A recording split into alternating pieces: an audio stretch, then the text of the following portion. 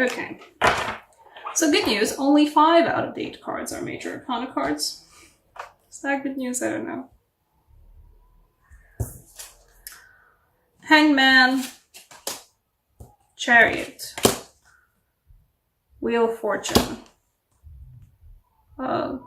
non-major arcana card for this card, the extra card for this deck, the Illumination, that I do count as a major arcana card, and the High Priestess. Those are your major arcanas.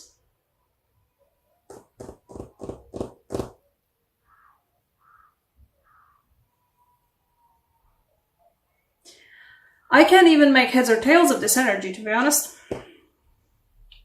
I'm going to show you the rest of the cards while I'm trying to make sense of this. We have the 3 of Pentacles, we have the aforementioned 9 of Swords, we have the Queen of Wands. Okay, what are you guys saying?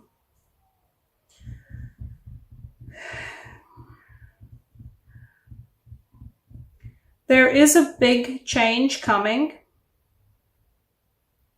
You're going to be feeling like you have no control over what's happening, while you do actually have control of what's happening. No, that's not it. There is a big change coming. And you're going to feel like you're way in over your head. There it is. But only through your intuition, your gut feelings, will you be able to figure out what even is going on and how to go about reining it all in. It can be reined in, but only if you kind of let go. If you let go of the analytical, if this then that thinking. If you've got that mindset where you've got like a set of rules in your head, if you've got like a set of operations for, if this happens in my life, then I do this and this and this and this. The upheaval is going to be very large, and your first instinct is going to go completely, analytically at it, and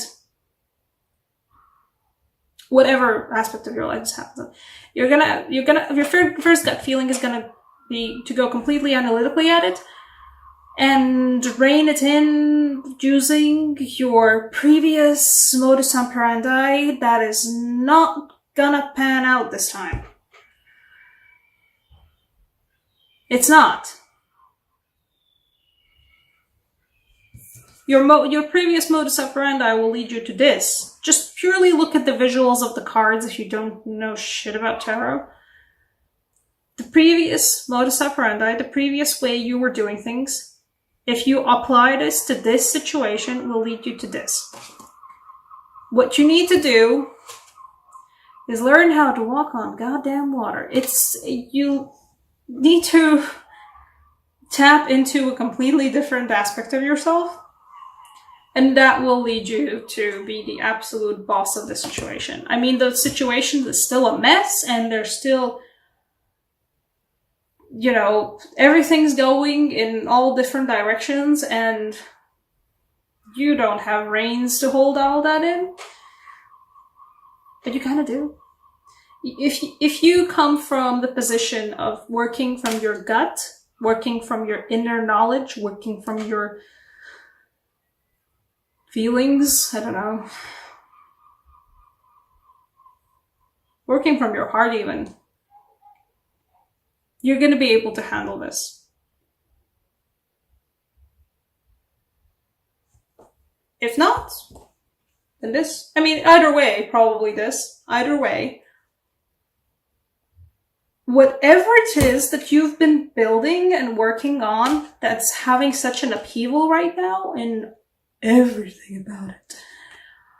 Might be a job, might be a venture, might be a like outside of work way of income, might be I don't know, living situation, something that you've been putting serious work into, literally laying the bricks in some cases. the thing that's gonna just, like, this is not just like, oh, Wheel of Fortune, stuff's kind of turning around, maybe coming back to where it needs to be. It's a major spin of the wheel, and it's not like the spin of the wheel where it's like, oh yes, and the Wheel of Fortune spins around, you know, like the world keeps spinning, and now it's summer again, where previously there was winter, and just keeps like nice and evenly spinning. No. The illumination gives the Wheel of Fortune like an actual Wheel of Fortune, like in TV shows where you just go spin and just spin it as hard as you can, and then just hope it lands on something good, or hope it lands on the best thing that it can. That's what that spinning will be like. That's what that upheaval will be like. It's gonna make your head spin too. And it's gonna be about something that you've been putting hours into, you've been putting work into, you've been putting effort into.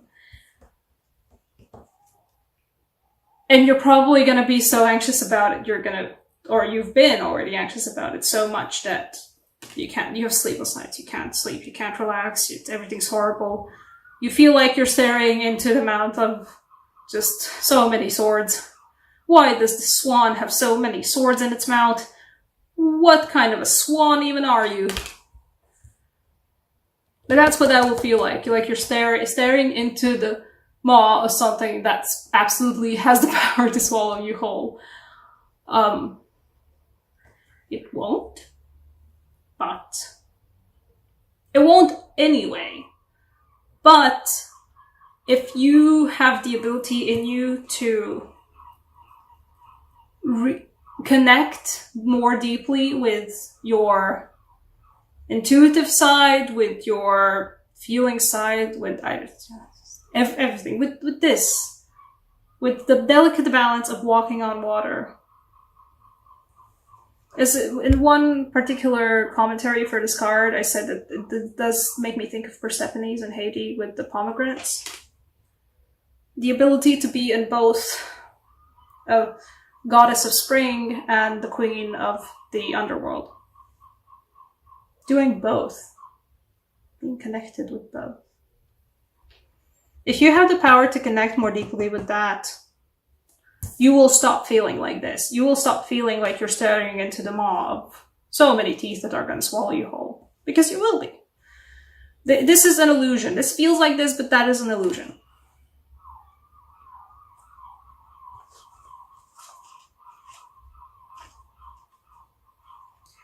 Not...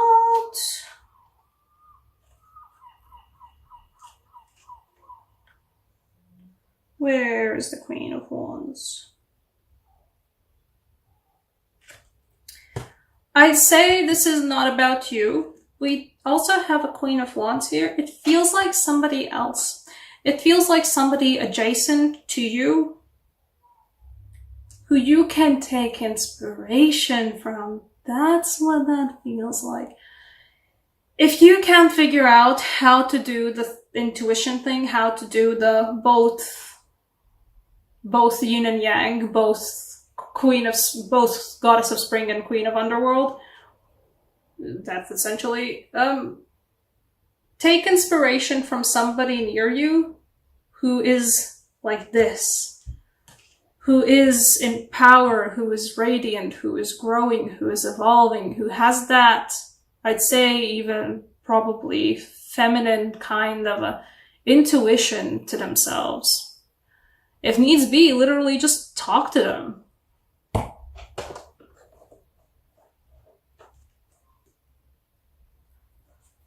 You will... They will be around you. Somebody like that will be around you. I don't know whether it's somebody close to you romantically or a mother figure, perhaps a father figure, I don't know, some parent figure. But somebody who has that vibe with the universe, or even when you've seen that they've gone through times when they're just swamped, when they're just way in over their heads, but they still manage to retain that, yeah, I'm in over my head, but I've got I've got a vibe about where this is going. I've got a vibe about how to handle this, and they do. That person, okay, is where you get that inspiration from. Possibly somebody who is a past friend, a good past friend, or a good past relationship of any kind.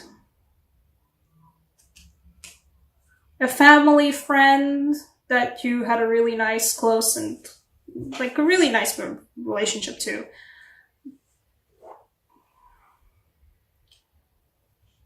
But whoever it is, it's somebody who is close to you or has been close to you before and has the possibility of being close to you again. Not like romantically, but somebody who you have the ability to reach out to. Or even if it is somebody you can't reach out to, you do have the ability to just remember about them. Yeah. You have the ability to, somewhere in your life, somewhere in your previous experience, there is that person who you can take an inspiration from on how to deal with this. Because that upheaval, I don't know what it's going to be. Perhaps it's going to be self-inflicted. Perhaps it's going to be like, I have an opportunity to turn my life around, and you're going to turn your life around, but except it won't be like, whoop, you know, it's not going to be a 180. It's going to be like, spin, spin, spin, spin, spin, spin, spin until it lands on 180. It's going to end up being 180, but before that, it's going to go through so many more degrees, like thousands of degrees. Something circumference, something blah, blah, blah math. Right, Latvian signs for you. What energy will help you? I'm using the Latvian signs deck. The Latvian signs deck it is not unlike runes. It's actually not like runes. It's just symbols from Latvian culture that carry very good energy to them and can be used as sigils, pretty much. Can be used even when you just invoke different runes in any kind of spell work. If you do any kind of spell work or magic work or energy work or whatever you would like to call it. The Latvian signs are just a type of symbol to invoke, and I like to keep this personally. Oh. Okay. I like to personally keep this culture quite open. I like sharing my culture, and so if anybody feels like using these, I personally am acting as a representative for the whole of Latvians and saying you can do that. The sign you get is, well, it's a snake sign. It's the forest snake sign. It's wisdom, but it's the creative aspect of wisdom. This is one of my favorite signs. I actually have a tattoo of it on the back of my neck to kind of speak wise words, or at least hopefully eventually speak wise words. Doesn't help with my sentence structuring, but that's where we are. The creative aspect of wisdom. Be creative. Don't be surprised that once you've succeeded, once you've actually done the work and once you've actually reconnected back with your intuitive side and you've got like, okay, I have to think about different ways about how to handle these things. Don't be afraid of it. It's completely out of the ordinary. Like, it's so far out of the ordinary how you're going to handle this change. But it's going to work. Like, it feels like you yourself might have, Pisces, have a lot of creative energy within you.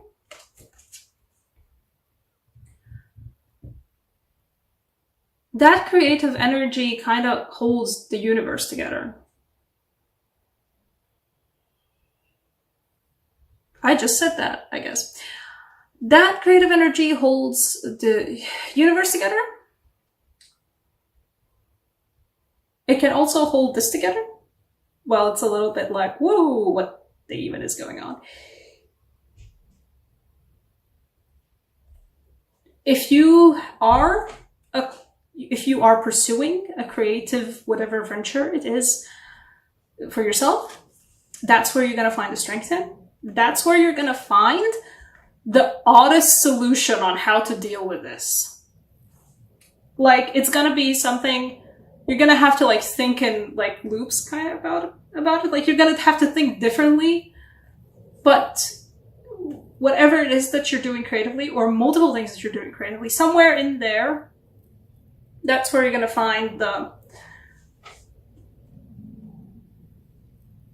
thing that's going to help you hold this all together and stop having sleepless nights over it. As I said, I'm happy to share with all these symbols, so take a screenshot or pause the video and draw it down. These can be used as sigils. These can be used as just signs of strength to keep around. You know, put it on a piece of paper, put it in your wallet, put it on a piece of paper, put it in your planner.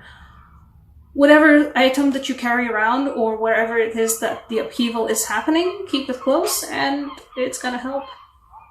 Or it's going to at least help with drawing that energy there. It's going to help with getting that creative energy over there.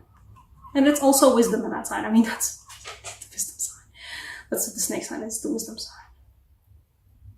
There's wisdom in that creativity. Not everything has to be like, if this then that, if this then that, like analytical, straight to the point, like kind of like programming. Like, it doesn't have to be that. No, there's wisdom in creativity. There's wisdom in the flow of things and figuring stuff out in a different way.